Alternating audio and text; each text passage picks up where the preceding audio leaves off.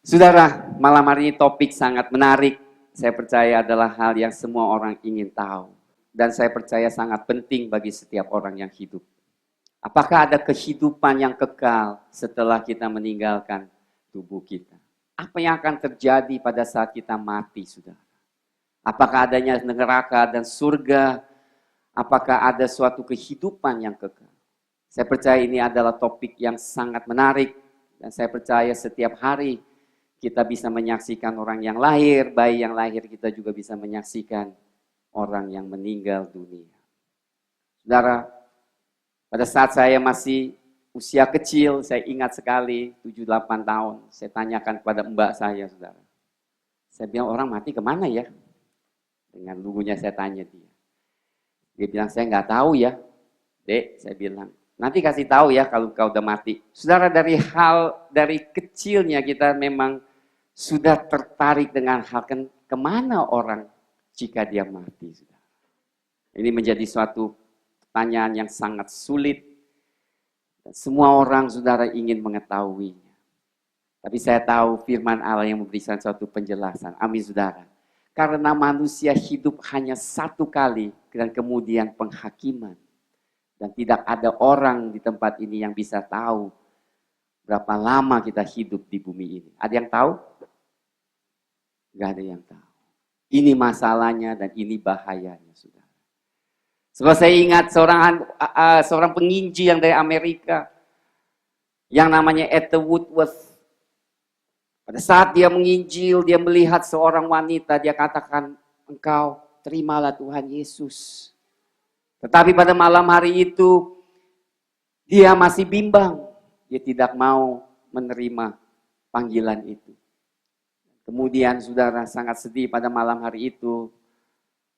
Dia senang dengan pacarnya sedang ice skating. Atau ice skating ya.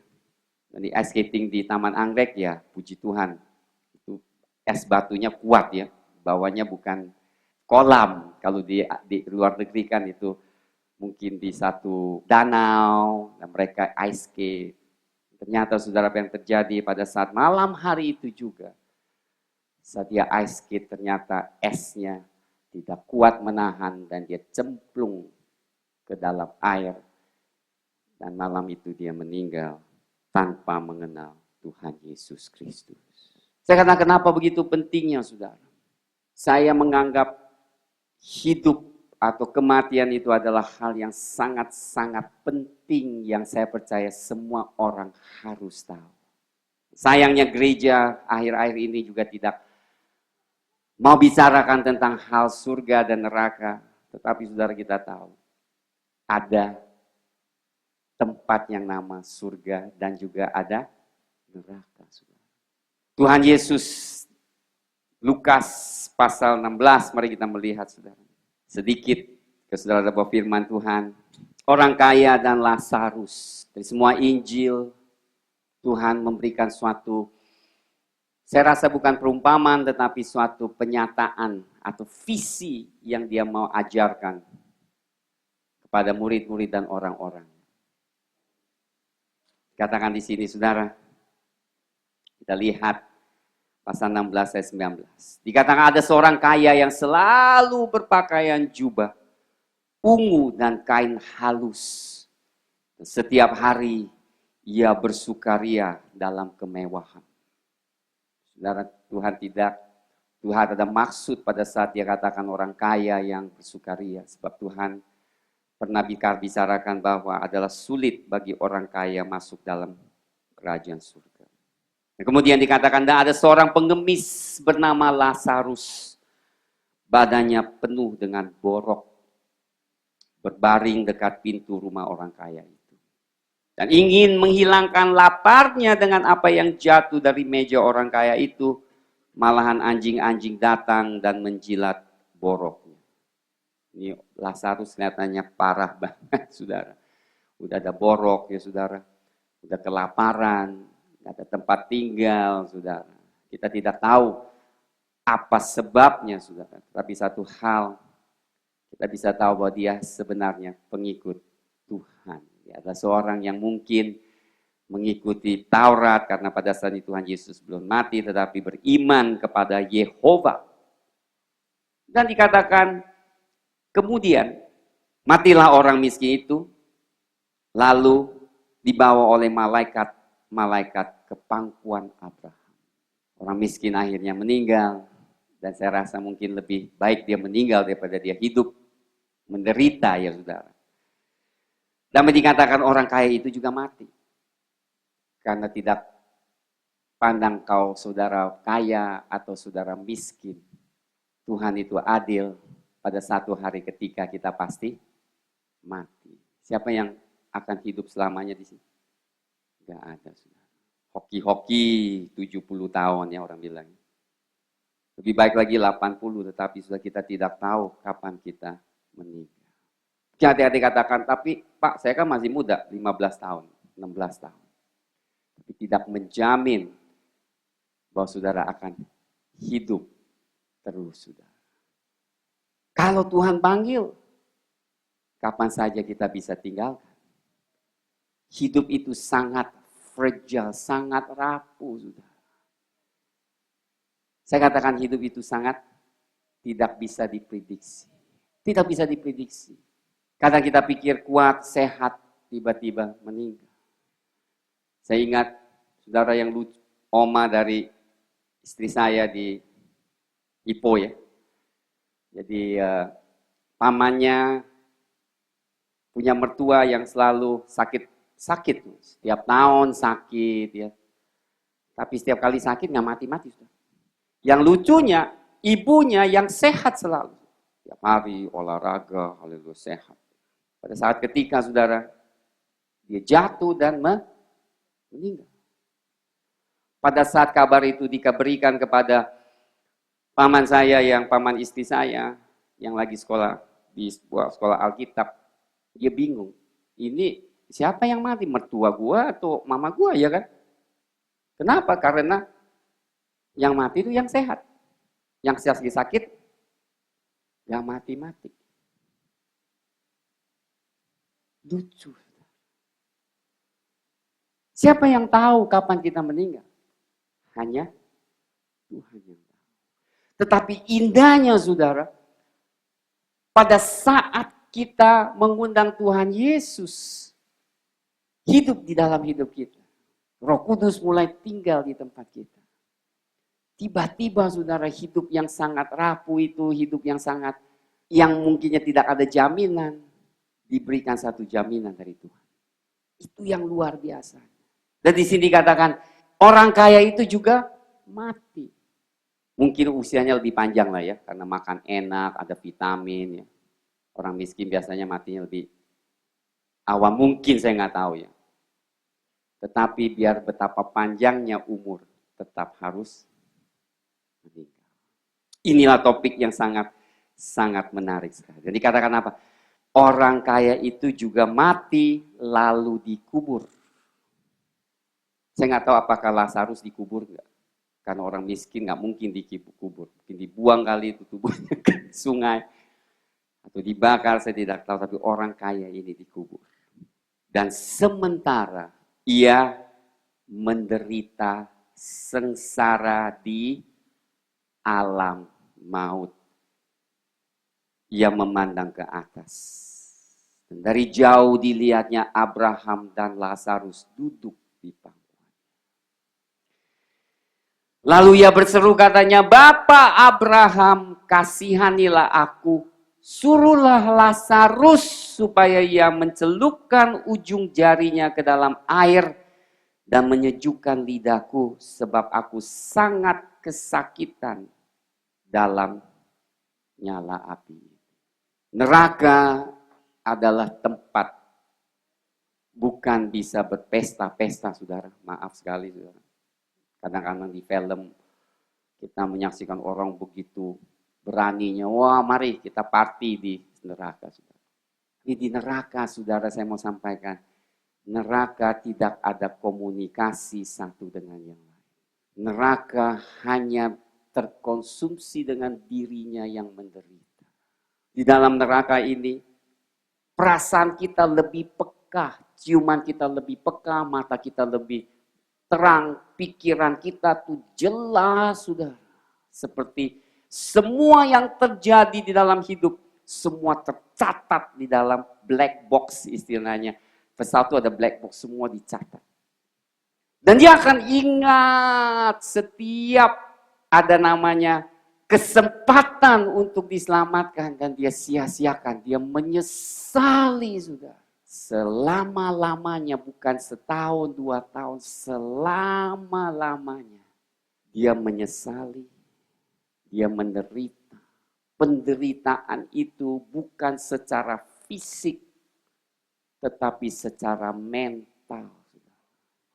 Yang mentormennya setiap hari, setiap saat. Dan lucunya saudara, dikatakan di Markus, Tuhan Yesus katakan, ulat itu tidak akan mati dan api itu tidak akan lenyap. Menurut banyak visi yang hamba Tuhan, anak Tuhan, yang melihatnya adalah hal yang sangat mengerikan. Karena daging di ada tubuh ini, saudara, lucunya pada saat kebakar, dia lumer. Saudara, berarti bayangkan panasnya. Saudara pernah kena api enggak, saudara? Itu hari saya lagi bikin kopi enak-enak, saudara, kena jari saya. Sakitnya berhari-hari. Itu cuma kena sedikit. Dan itu hanya kebakar sedikit saja. Kami bakarnya sampai tubuh lumer, jatuh, tinggal tulang.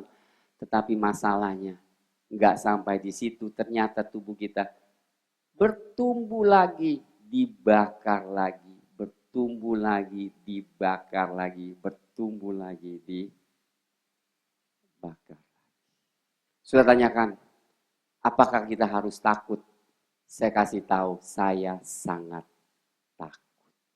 Tuhan katakan di Matius 10, janganlah engkau takut pada orang yang berkuasa membunuh dirimu.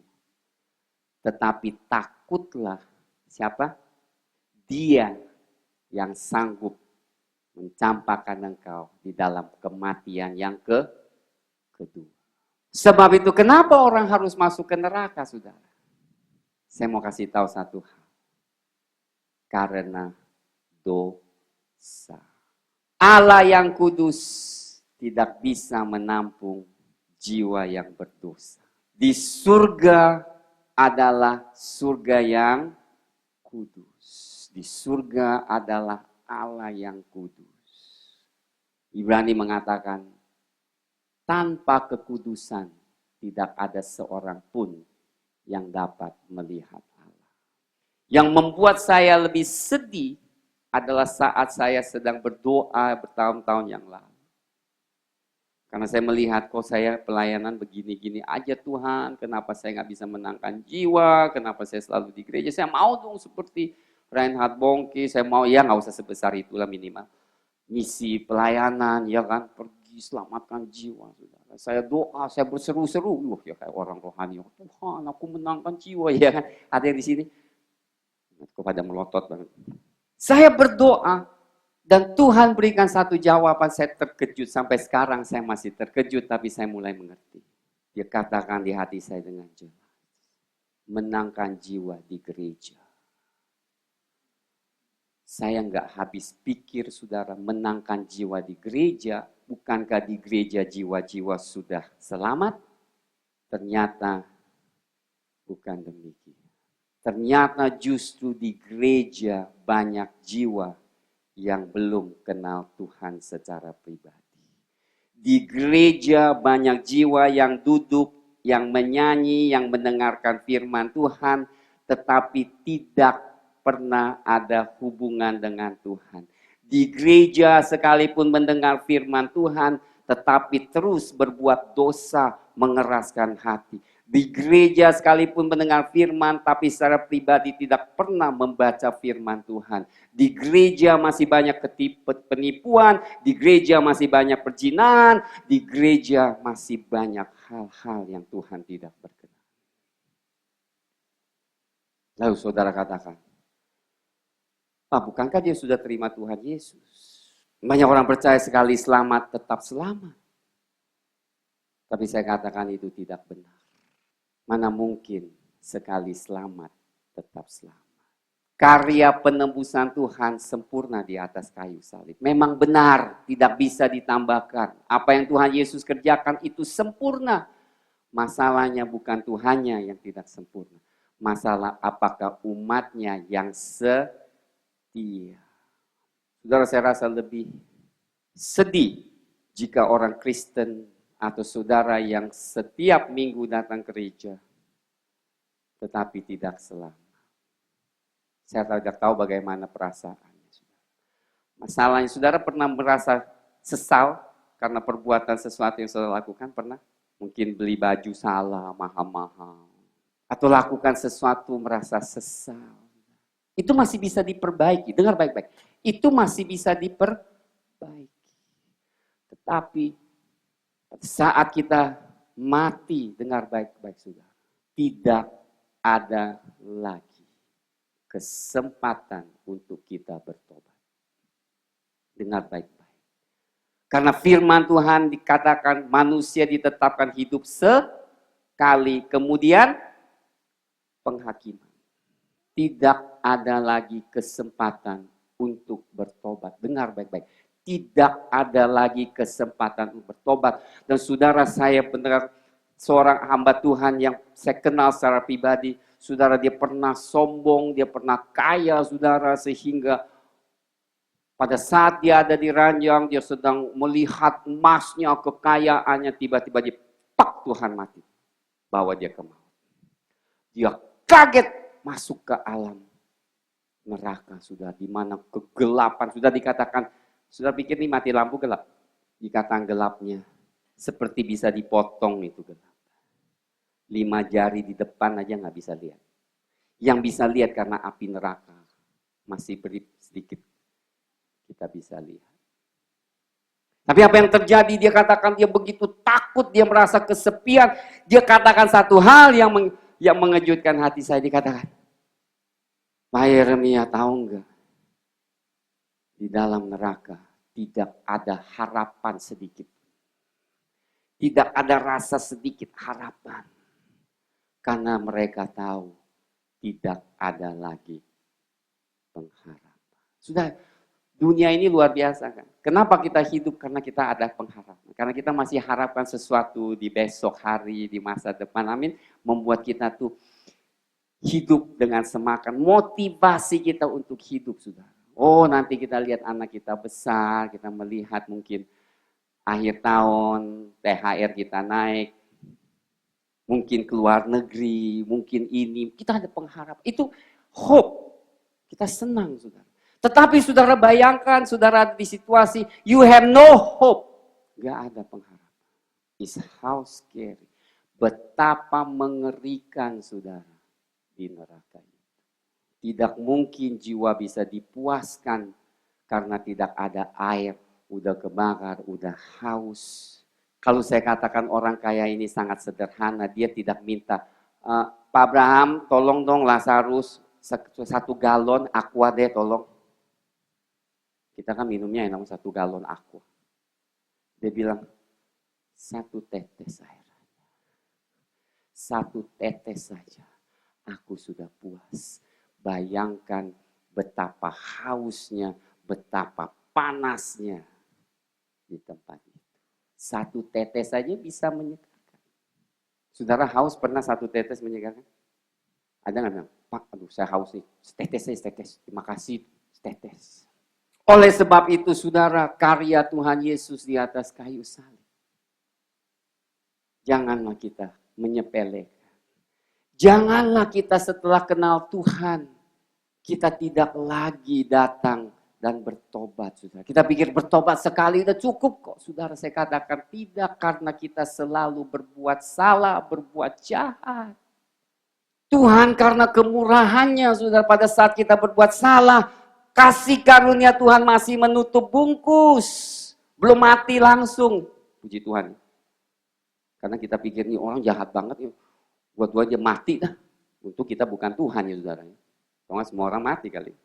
Pada saat kita berdosa dan Tuhan belum jatuhkan penghakiman, saudara jangan pikir kasih karunia Tuhan luar biasa.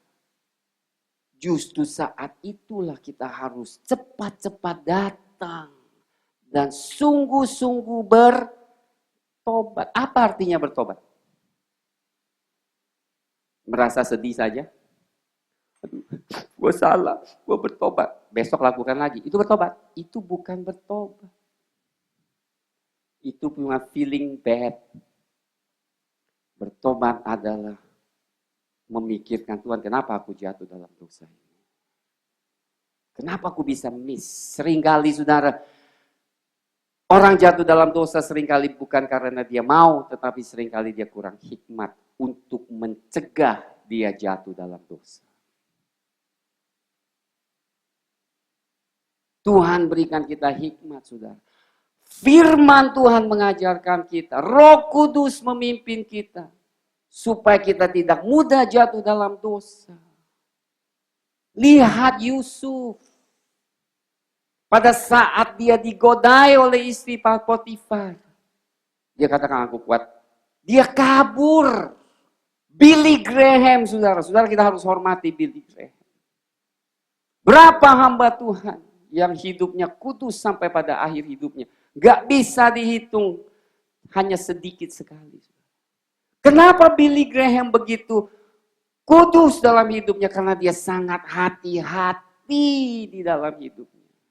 Sebelum dia masuk ke sebuah hotel, kamar hotel, dia ada kawan-kawannya, bukan bodyguard. Kawan-kawan seteman, dia pergi pelayanan satu tim, dia akan utus orang-orang masuk melihat di lift, ada wanita yang sendirian, atau di kamar ada wanita sendirian, dia tidak akan masuk. Dia mencegah. Setiap hari dengar baik-baik, dia baca Amsal 1 pasal setiap hari. Kebetulan Amsal 31 pasal, 1 hari 1 pasal. Mengingatkan dirinya. Sekalipun dia hamba besar, dia tahu dosa tetap selalu ingin mencobanya. Oleh sebab itu saudara, manusia semua yang jatuh dalam dosa. 2000 tahun yang lalu, Tuhan utus anak. Kenapa anaknya? Dengar baik-baik, dengar baik-baik. Allah yang kudus, dia rindu manusia diselamatkan. Saudara jangan pikir Allah tuh senang menjatuhkan kita dalam neraka. Tidak saudara. Neraka diciptakan bukan untuk manusia. Dengar baik-baik. Neraka diciptakan bukan untuk jiwa manusia. Neraka diciptakan untuk Lucifer dan roh-roh jahat. Bukan untuk kita, saudara. Bagaimana merekonsiliasi, saudara, di mana manusia yang jatuh dalam dosa, dan kemudian Tuhan rindu menyelamatkan mereka, tetapi harus bayar harga. Jadi Tuhan nggak bisa kompromi. Tuhan nggak bisa katakan, ya udah nggak apa-apa lah cincai. Kalau kita gereja kan cincai, udah nggak apa-apa lah siapa aja masuk. Yang penting beli tiket. Nggak bisa. Karena Tuhan tetap harus jaga standarnya. Lu harus dibenarkan dulu, lu harus dikuduskan dulu, baru lu boleh masuk. Tidak ada orang yang bisa menolong kita kecuali Allah sendiri. Siapa dia? Tuhan Yesus. Oleh sebab itu saudara dengar baik-baik. Iblis menuntut pada Tuhan. Lu mau selamatkan anak lu. Lu mau selamatkan umat lu. Bayar dulu harganya. Karena kunci maut dipegang oleh setan. Tuhan Yesus katakan, oke, saya bayar harga. You harus tanggung semua dosa manusia baik. Aku harus tanggung. Sekalipun Tuhan tidak berdosa, dia tanggung dosa manusia. Makanya saudara saya katakan, Tuhan yang sempurna, mana mungkin manusia bisa membunuh dia? Tidak. Bukan saja Tuhan Yesus kita sempurna, tapi Tuhan penuh dengan kuasa. Siapa yang bisa membunuh dia? Saudara pikir ada orang bisa bunuh dia? Tentara Romawi bisa bunuh dia? Enggak mungkin. Aku letakkan nyawaku supaya mereka bisa diselamatkan. Supaya saudara dan saya bisa diselamatkan. Apa arti selamat? Arti selamat adalah pada saat kita mati, kita tidak masuk neraka. Dengar. Apa arti keselamatan? Saat kita mati, kita tidak masuk neraka yang kekal. Soalnya di gereja kayaknya nggak jelas ngomongnya. Saya tahu di gereja itu takut-takut. Duta ngomong neraka, jemaat gue hilang lagi. Tapi saudara, kalau gereja sungguh mengasihi saudara, saudara yang tahu firman Tuhan, mau kasih tahu atau enggak? Sebab kalau saya tidak kasih tahu nanti, kalau saya nggak kasih tahu, saya mungkin sama-sama masuk neraka. Kita sama-sama borong bareng. Kok di neraka? Tuh Pak Ir tuh, lu kok nggak kasih tahu? Wah saya habis dah. Di neraka dikeroyokin, nggak ada polisi yang jaga saya. This is true. Dan masalahnya saudara, hamba Tuhan dihakimi lebih parah dari orang biasa. Saudara yang takut, saya lebih takut dari saudara. Dikatakan oleh seorang anak Tuhan, Zambrano, dikatakan hamba Tuhan yang murtad, dia ada di jantung neraka. Tempatnya paling gelap, siksaannya first class. Oleh sebab itu saudara, kenyataan surga dan neraka itu ada di dalam Alkitab. Saya harus sampaikan bukan saja bagi saudara yang belum kenal Tuhan, tapi mungkin bagi saudara yang pikirnya sudah kenal Tuhan, tapi masih hidup di dalam dosa. Bertobatlah. Hanya di dunia kita masih ada kesempatan dosa kita dihapuskan oleh darah Tuhan Yesus Kristus. Amin. Lihat Wahyu pasal 21 ayat 8. Ini adalah akhir dari segala sesuatu. Dan Tuhan Yesus katakan demikian. Tetapi orang-orang penakut, pengecut. Siapa orang penakut, pengecut? Siapa yang Tuhan maksudkan? Adalah orang yang tidak berani menyatakan dirinya Kristen. Karena mungkin saudara diancam, lu Kristen ya? Kristen lu gak bisa kerja di sini. Oh, ya dulu Kristen sih Pak, dulu. Itu pengecut. Pengecut aja gak bisa masuk. Menyangkal. Kristen bukan, bukan, udah gitu. Kan nanti Tuhan ampuni, kan Tuhan mengerti. Tuhan gak ngerti saudara.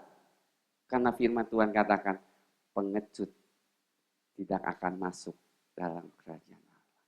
Kalau seandainya demikian, kita ditakutkan kemudian kita bertobat, ya berarti gereja mula-mula semua gak ada yang mati dong. Menyangkal aja. Petrus menyangkal seperti Petrus, ya Tuhan bisa pulihkan. Kenyataan bukan demikian. Pada akhirnya Petrus pun mati saya. Saudara, gereja sekarang lucu saudara. Kasih karunia yang besar. Kalau saudara ingat Pastor Dan Anthony yang pernah datang, dia katakan. Dia pernah tanya Tuhan berapa persen yang akan Tuhan angkat kalau engkau datang. Dikatakan 10% yang sampai. Kenapa gereja tidak diselamatkan? Berarti, dengar, gereja tidak mengenal firman. Gereja tidak kenal Tuhan. Gereja tidak membaca firman Tuhan. Gereja takut. Gereja mau sama dengan dunia. Sudah dengar baik-baik. Penakut orang-orang yang tidak percaya. Siapa yang tidak percaya? Tidak percaya kepada Tuhan Yesus. Bukan saja percaya, oh gue percaya Tuhan Yesus. Percaya segenap hati saudara, hidup di dalam kehendaknya, hidup di dalam firman-Nya, itu baru benar-benar percaya. Bukan percaya di mulut saja. Hidupmu menyatakan engkau percaya kepada Tuhan. Tuhan, haleluya, penuh kasih, amin saudara. Dengar, Tuhan tidak mau satu jiwa pun hilang di neraka. Tidak saudara. Tuhan justru sangat mengasihi. Amin. Saya harus tekankan kasih Tuhan. Pada saat Tuhan Yesus mati. Kenapa engkau rela mati? Karena aku melihat begitu banyak jiwa akan diselamatkan. Aku rela mati. Aku melihat jiwa yang seharusnya dibakar sekarang di surga. Aku rela mati. Aku merela mati. Karena aku mengasihi umat manusia. Pada saya sampaikan ini jangan katakan Tuhan nggak mengasihi. Justru saudara, kalau kita mengerti hukuman yang begitu berat yang sebenarnya akan dijatuhkan di atas kita, seharusnya kita yang mati kekal. Tetapi karena kasih Tuhan, dia menyelamatkan kita. Bagaimana saudara pikirin? Luar biasa. Terima kasih Tuhan. Orang-orang pembunuh, orang-orang sundal, tukang-tukang sihir, penyembah-penyembah berhala, semua pendusta. Pendusta. Kita pikir kalau bohong nggak apa-apa. Tidak bisa. Sudah dengar? Bohong kan soal kecil kan. Mereka akan mendapat bagian mereka di dalam lautan yang menyala-nyala oleh api dan berlerang. Inilah kematian yang kedua. Don't take it lightly. Jangan anggap remeh sudah. Berapa saat yang lalu waktu saat kita berdoa, istri saya dapat visi, saudara ingat. Orang Kristen dikasih lihat Tuhan, mereka meninggal. Saudara dengar baik-baik. Mereka anggap mereka akan ke surga. Mereka udah begini, haleluya pengen naik ke surga. Pada saat roh jiwa mereka naik ke atas, tiba-tiba api neraka seperti kaki gurita mengikat kaki mereka. Dan menarik turun ke neraka. Mereka bercerit, histeris karena mereka tahu mereka tidak masuk ke surga. Kenapa? Dan Tuhan katakan, karena mereka masih pahit hati. Mereka masih hidup untuk diri sendiri. Nggak pernah hidup untuk Tuhan. Mereka hanya untuk pikirkan diri sendiri. Mereka hanya memikirkan hal-hal diri sendiri. Tidak pernah bagi Tuhan. Dengar saudara. Saudara tidak akan selamat. Dengar. Sebagian di sini inilah hamba Tuhan yang paling susah. Susah menyampaikan kebenaran. Tapi saya berdoa, kebenaran ini bukan mau menuduh, tetapi membuat kita sadar kita harus bertobat. Amin saudara. Jangan abaikan. Jangan katakan ya udah ntar setelah Natal saya balik, saya nggak mau pikirkan mati, soal mati nggak enak dipikir. Jangan ngomong nggak enak loh. Ngomong mati nggak enak. Kebudayaan kita Tionghoa nggak boleh ngomong mati. Akhirnya nggak ngomong mati, dia mati. Saudara, mana lebih parah, saudara? Mending kita ngomong mati dulu. Apa yang terjadi setelah mati? Oh, kalau you di dalam Yesus, kalau hidup kudus, engkau akan ke surga. Daripada kita harap-harapkan, ya mudah-mudahan gue masuk ke surga. Mudah-mudahan kebaikanku membuat aku masuk, saudara. Tidak ada jaminan.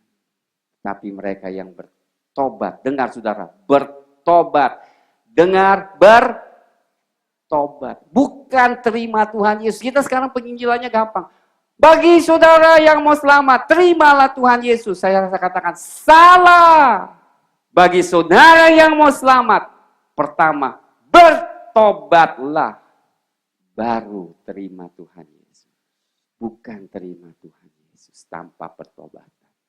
Dengar, bukan terima Tuhan Yesus tanpa pertobatan. Dengar, bukan terima Tuhan Yesus tanpa pertobatan saudara selamat. Saudara harus bertobat dulu. Baru kita diselamatkan. Itulah kasih karunia. Kalau kita bertobat, rasanya gak enak. Kenapa gak enak? Harga diri kita kepukul lagi. Gak enak, gue udah senang begini. Dosanya enak. Saudara, dosa emang enak. Dosa enak gak? Ya enak lah. Enak di daging dong, ya kan? Tapi saudara, masalahnya ada harga yang dibayar. Itu hari ketika seperti kredit card statement datang. Lagi Natal kita shopping nih, ya kan? Masa pakai duit kredit card, ya kan? Apalagi limitnya 100 juta. Beli. Kayaknya nggak usah bayar. Ya, saudara, perlu bayar. Ke pintu. Bayar utang. Iblis juga demikian. Setiap kali kita ambil bagian yang dia berikan kepada kita, dengar, ada harga yang kita bayar. Dan dia selalu charge-nya lebih mahal. Iblis itu paling jahat, nggak ada diskon. Bayar lebih mahal yang saudara ingin bayar. Tuhan datang, dia tahu kita tidak berdaya. Tetapi saya mohon saudara, saya mohon yang di tempat ini, saya tidak mau satu yang menyesal di kemudian hari. Aduh, kok gua enggak tanggapi itu firman. Saya tidak mau. Saya mau kita semua bersuka cita di surga selama-lamanya. Amin. Saya ingat saudara, pada saat saya kecil pun saya sangat mengasihi ibu saya. Karena ibu saya sangat berkorban. Saya selalu ingat, ibu saya ini selalu berkorban. Dia selalu berikan yang terbaik. Kalau makanan dia pasti nggak makan, bagiannya dia nggak makan. Dia tahu saya suka makan sesuatu, dia nggak makan, dia berikan saya. Dulu saya suka makan ini, burung dara. Dan dia tahu dia selalu tidak makan, kalau di restoran dia makan, dia bilang ini buatmu anakku. Saat saya pergi sekolah di Singapura, saudara, saya kehilangan, saya kangen sama mama, setiap malam saya nangis. Di satu kemudian saya tahu ibu saya semakin hari semakin tua. Saya berontak dengan Tuhan, saya tidak tahu apakah Engkau ada. Tetapi bagaimana aku tidak mau pisah dengan dia. Apakah saudara mempunyai saudara atau kekasih saudara yang saudara ingin selalu bersama dia? Iya kan, mau kan? Sama istri? Suami istri boro-boro. Mendingan lu mati dulu dah. Saudara, ketika saya mengenal firman Tuhan, sekali saya kenal keselamatan, saya alami keselamatan di mana Tuhan menjamah hati saya nangis di hadapan Tuhan, saya bersyukur saya diselamatkan. Kasih Tuhan mengalir, dan saya katakan saya harus beritakan Injil ini kepada ibu saya.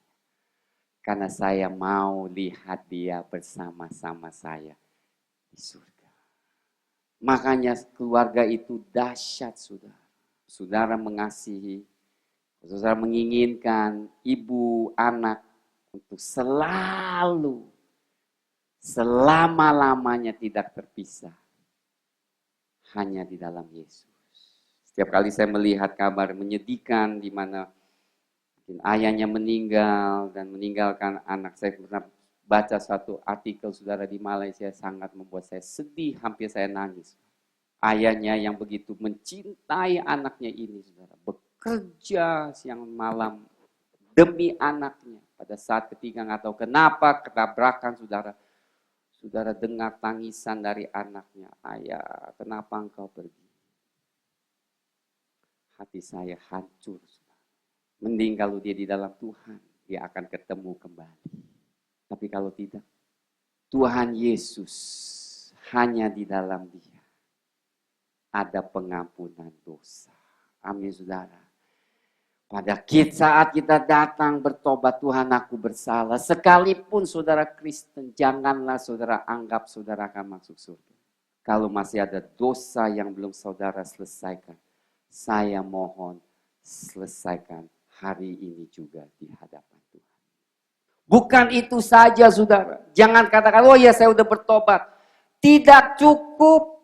Karena pada saat Zakius minta permohonan berdosa, Zakius, aku datang ke rumahmu, keselamatan sudah datang di dalam rumah ini. Apa Zakius katakan? Aku akan kembalikan uang kepada mereka. Aku akan berikan uang saya untuk orang miskin. Ada tindakan restitusi, saudara. Bukannya sebanyak kita kan, ya Tuhan ngerti saya udah minta ampun. Tetapi masih aja yang saudara sakiti, teman-teman saudara tidak merekonsiliasi.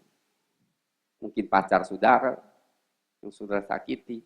Pergi, maafkan, aku dulu sakit di hatimu. Ini saudara pinjam uang belum bayar, kembali, katakan aku pasti bayar, maaf, aku salah. Itu namanya pertobatan, saudara. Bukannya di hadapan Tuhan saja, aku minta maaf Tuhan. Terus hidup saudara tidak saudara lakukan untuk membenarkan hubungan saudara. Dengar, saudara belum benar di hadapan Tuhan. Kenapa Kristen tidak menjadi saksi, saudara? Karena kita hanya minta maaf di hadapan Tuhan. Ribut nih sama suami istri. Ya Tuhan maafkan. Tapi tetap kita tidak meminta maaf kepada orang yang kita sakiti. Tuhan katakan, tinggalkan persembahan di altar. Pergilah rekonsiliasi dengan orang itu. Baru engkau balik mempersembahkan persembahan. There must be practical.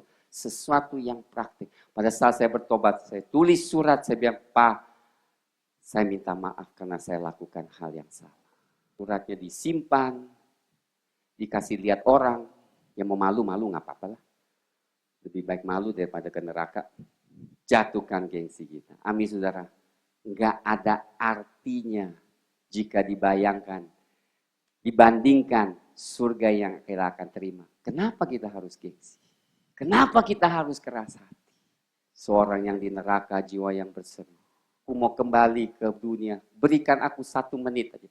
1 menit ke dunia, aku mati lagi. Kenapa engkau mau kembali ke dunia 1 menit? Aku hanya mau bertobat supaya aku diselamatkan. Dia tahu 1 menit cukup untuk mengubah posisinya dari neraka ke surga. Saudara bukan hanya punya 1 menit, saudara punya banyak waktu. Tapi mungkin saat ini saudara harus jangan tunda-tunda. Yang lain boleh tunda-tunda, makan boleh tunda, keselamatan jangan tunda. Nasi bungkus bisa ditunda. Tapi keselamatan, saya minta tidak tua, tidak muda. Kita datang pada malam hari ini. Benarkan dulu di hadapan Tuhan, amin. Aman dulu, amin. Siapa mau aman dulu? Gue sih mau aman dulu. Benar? Saudara saya katakan bukan saudara saya. Saya pun ketakutan setiap hari. Setiap pagi saya berlutut, Tuhan. Jangan saya jatuh dalam dosa. Tolong saya. Kuduskan hidup saya. Kuduskan pikiran saya. Bila kulihat. Mari saudara.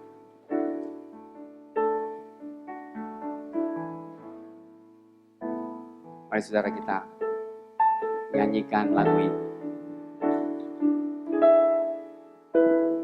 Bila ku buka mataku dan lihat wajah, ku terkagum. Bila ku lihat hidupku dan karya tangan, ku tersanjung karena semua yang baik dalam hidupku itulah karyamu. Kau beri kesempatan yang baru dan ku ingin mengenalmu Tuhan lebih dalam dari semua yang ku kenal. Tiada kasih yang melebihimu. Ku ada untuk menjadi penyembahmu.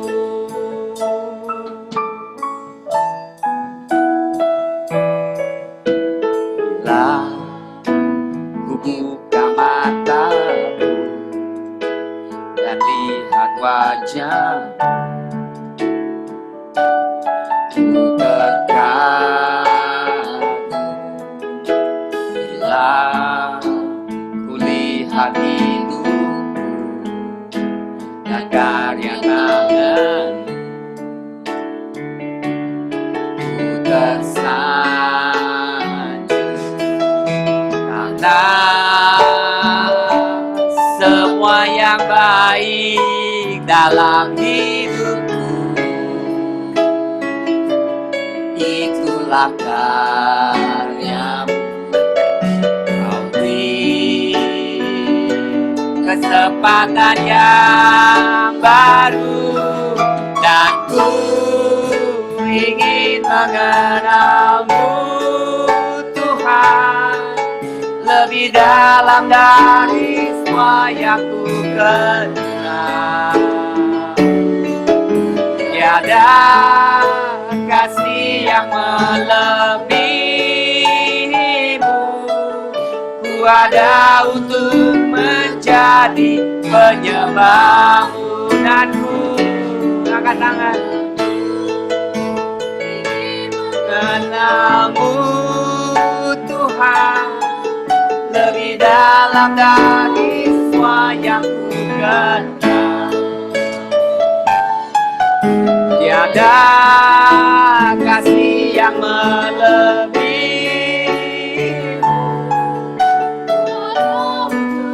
menjadi penyembahmu, dan ku ingin mengenalmu Tuhan, lebih dalam dari semua yang ku kenal. Oh, haleluya. Tiada kasih yang melebihimu, tiada untuk menjadi penyembahmu, dan ku ingin mengenalmu. Jadikan doa saudara pada malam hari ini.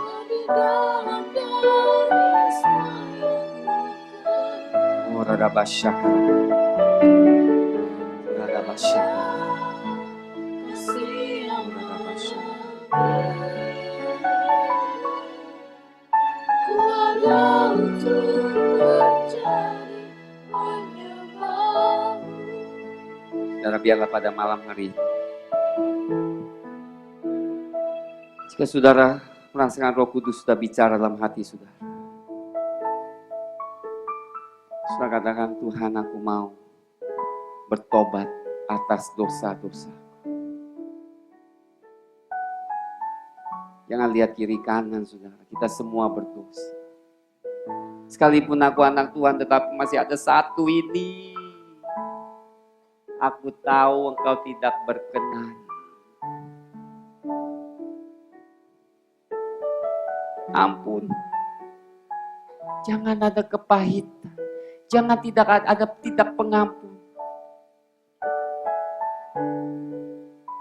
Jangan anggap perzinahan itu dosa yang biasa-biasa. Saudara, tidak ada orang yang berzina yang bisa diterima oleh Tuhan. Tetapi tidak berarti, haleluya, saudara tidak ada kesempatan. Justru malam hari,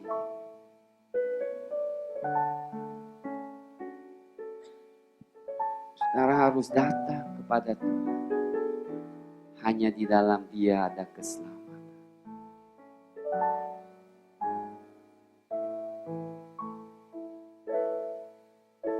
Pada malam hari ini saudara katakan, aku mau bertobat Tuhan atas dosa-dosaku.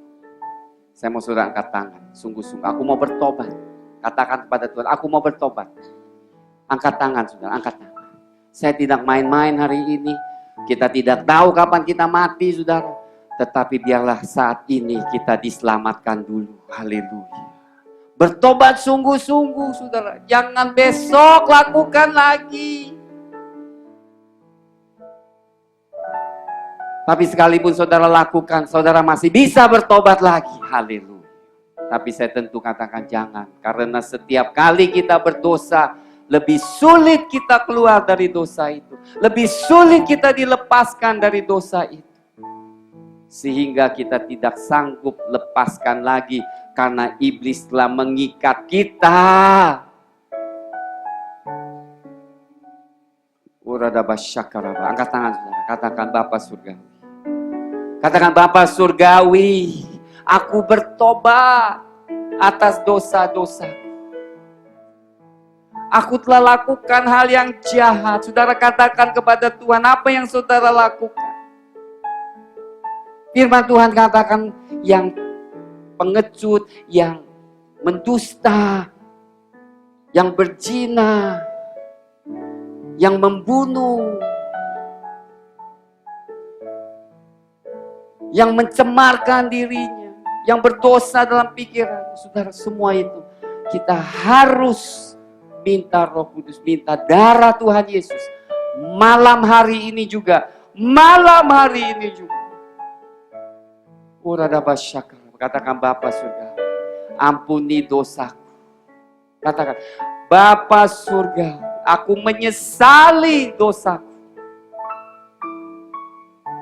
Tolong aku keluar dari dosa. Bebaskan belenggu dosaku. Katakan, bebaskan. Aku mau terima Engkau sebagai Tuhan dan Juru Selamatku. Katakan, aku terima Engkau Tuhan Yesus sebagai Tuhanku dan Juru Selamat. Aku serahkan hidupmu. Katakan, aku serahkan segenap hidupku. Katakan, segenap hidupku kepada.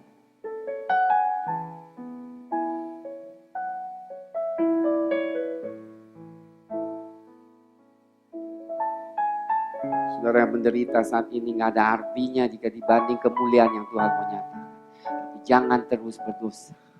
Saudara akan menyesal.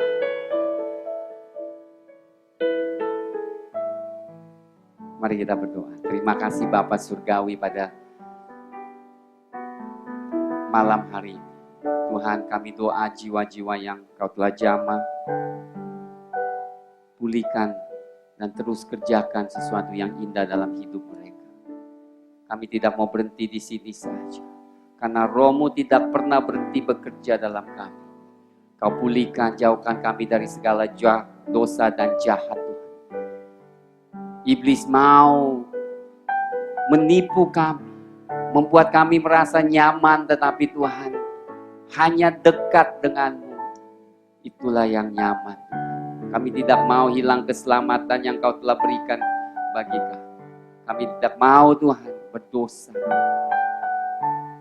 Kuduskan kami senantiasa. Jadikan kami, saya mau saudara doa satu yang luar biasa yang saya doakan. Jadikan hidup kami dupa yang harum bagimu sepanjang hidup kami.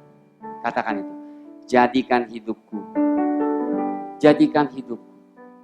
dupa yang harum sampai akhir hidupku. Katakan, jadikan hidupku dupa yang harum di hadapan, dupa yang harum. Haleluya. Terima kasih Tuhan. Bless your people.